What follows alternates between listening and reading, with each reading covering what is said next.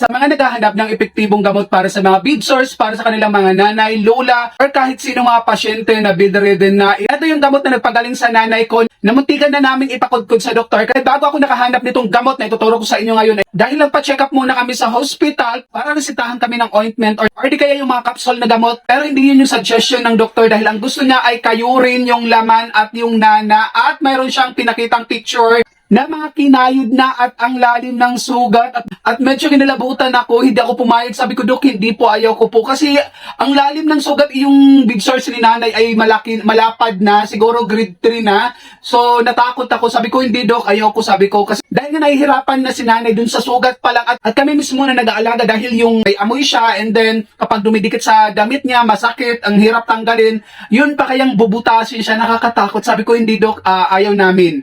Sabi ko baka pwedeng bigyan mo na lang kami ng pain reliever at binigyan naman siya. Pero yun lang, pero dun sa pagpapagaling ng sugat, wala. Ang ginawa ko ay nag-research na lang ako kung ano yung pwedeng ipanggamot kay nanay na hindi kailangang ipakayo dun. At sa YouTube ako napunta at merong isang caregiver na nasa Saudi na meron siyang inaalagaan na bedridden din na merong bed sores. Yung binili niyang gamot sa online niya rin nabili, etong Flaminal 40 cream. Sa Malaysia lang to nabibili, wala nito sa Mercury, wala nito sa Watsons. Dahil hinanap ko muna to sa mga drugstore, wala po. At syempre bago nyo ito i-apply, bumili muna kayo ng solution na panglinis ng sugat. Sa Mercury or Watsons may nabibili noon. Then patuyuin nyo muna at kapag natuyo na, saka nyo i-apply yung cream na to. At ang next naman ay itong Duoderm naman po. Ito yung ipang-dedressing nyo or ipang-cover nyo dun sa sugat para hindi dumidikit sa damit. Purpose naman nito ay para hindi mapasukan ng bacteria yung sugat, yung original tissue na nawala, which is dahil nga nasugat, ay ibinabalik niya po. Para siyang jelly kasi, ito nga Duoderm na to, then 4 days bago nyo tanggalin ito. Kasi nga mayroon na nito, di ba? So 4 days po, and then kapag nailagay nyo na to, lagyan nyo naman itong Mediplast na paper tape dahil sobrang dikit nito. Dahil kapag hindi mo linagyan nito, matatanggal po agad-agad yung Duoderm na to, sayang naman. Ngayon pag-usapan naman natin kung ano nga ba ang bed sores at sino yung tatamaan nito, paano nagkakaroon nito. So ang bed sores po ay tinatawag din na pressure sores o pressure ulcers.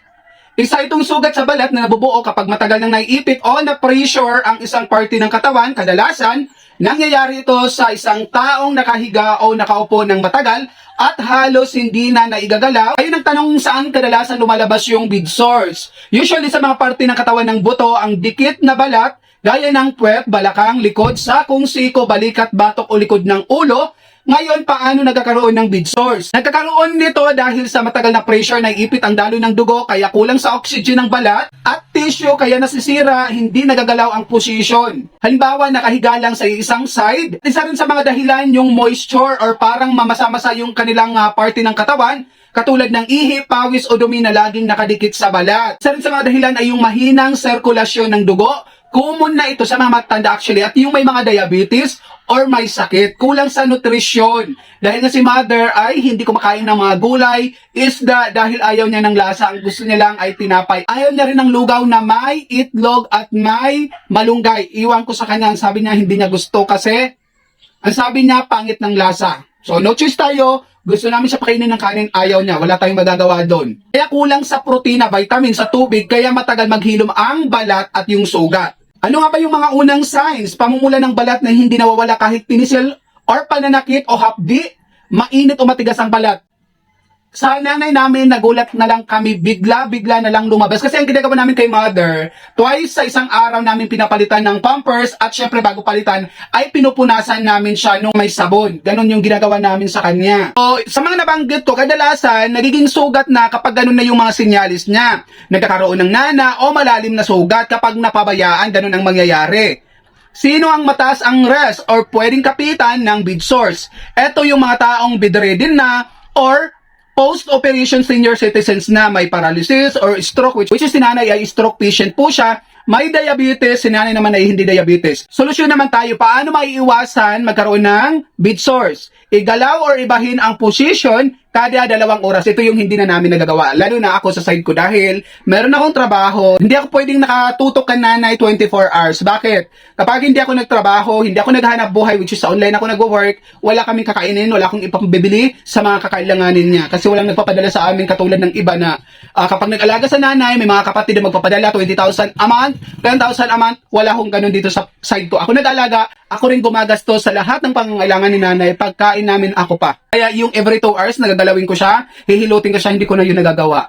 Honestly, hindi ako magsisinungaling. Pero yung alaga is naalagaan naman.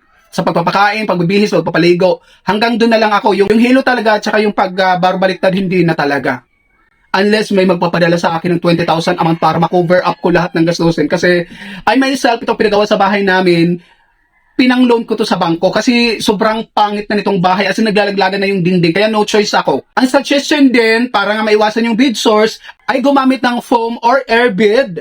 Panatilihing malinis at tuyo ang balat. Sapat na yung tubig at pagkain. I-check araw-araw ang balat lalo na sa may puwet at sakong. I hope na ang video ito ay makatulong dun sa mga nag-aalaga sa kanilang mga nanay, lolo, or bedridden na mga kapatid or kapamilya. Isa ito sa mga naibahagi kong gamot na makakatulong 100% sa bead sores na yan. Maraming salamat. Have a great day everyone.